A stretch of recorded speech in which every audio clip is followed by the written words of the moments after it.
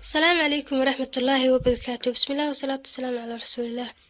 اللهم علمنا ما ينفعنا وانفعنا بما علمتنا وزدنا علما يا عليم الحكيم، والحمد لله رب العالمين. walaalaha ku xiran channelka waxaan rajeynayaa caafimaad, farxad iyo nabad qab. Muuqaalkan haddii uu la karaal noqdo waxaan uga hadli doonaa hal kelimo. Maalinta qiyaame waxaa dhawaaqi doona malag, waxa uuna dhihi doonaa أين الذين كانوا يحمدون الله في سراء وضراء. أوي كوي دبك إيا دافتا بإلهي وقم هاد حلين جري وحا لوغو عايا سلو أبا المريو. قفك مركا إي دباتو كو دحدو هدو عبادو هدو على هدو إصنعو oo dhibtaas darteed yani niyad jab uu isku rido iyo inuu dadka ka duwan yahay in asaga yani meel amar ka haysto waxba u soo kordhin mayso aan ka ahayn inuu ku waayo abaalmarintii adduunka uu ku heli lahaa iyo tii maalinta aakhire looga wixi lahaaba.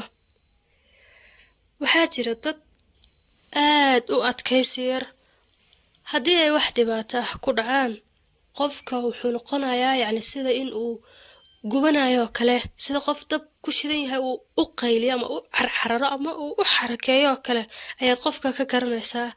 horta dhibaatada cidaan ilaahay ahayn ma qaato.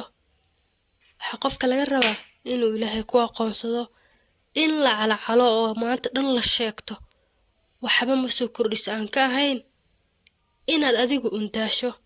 sababtoo ah xitaa dadka hadday ku caawinayaan ama wax ku tarayaan ka soo qaadista ilaahay baa leh. dhibaatooyinkana sidoodaba xalka ilaahay oo keliya leh, ma qaadi karta cid ka sokayso.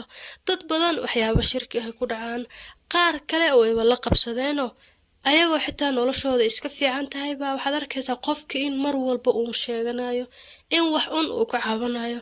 Soomaalidu waxay tiraahdaa dayrsadaa waa looga daraa. qof baad arkaysaa haddii cajis yar uu dareemo dhahayo waan jiranahay, aniga waan iska xanuunsanahay. waxaa fiican in qofka uu ilaahay uga mahad celiyo xitaa haddii uu xanuun daran bahayo. sababta waxaa laga yaabaa in ilaahay xagiisa ay uga qornayd in xanuunkaas ka khatar badan uu ku dhaco, laakiin naxariistiisa darteed uu u bedelay oo kan yare hadda hayo uu u keenay. waa inaad ilaahay uga mahad celisaa wax kasta oo xitaa dhibaato kugu ah, ilaan cid kaa qaadi karta ma lahan. ilaahay haddaad u mahad celiso wuxuu kuugu bedeli wax ka fiican, yani inuu markaas kor kaaga qaado meeshii aad joogtay.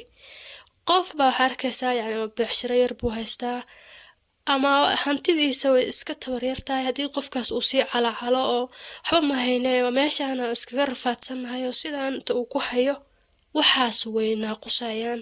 laakiin haddaad ilaahay uga mahad celiso alxamdulilah ilaahay wuuna barakeeyey, aad baan u fiicannahay, yani hataa dadka u sheegto in noloshaada ay wanaagsan tahay, ilaahay noloshaada uu wanaajin, waxaada uu kuu siyaadin.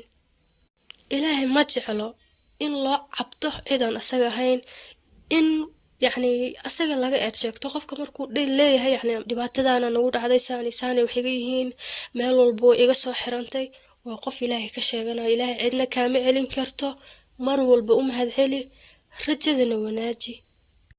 waxaan kusoo gabagabeynayaa aayadda ku jirto suurat ibraahim aayadda 7. وإذ تأذن ربكم لئن شكرتم لأزيدنكم ولئن كفرتم إن عذابي لشديد.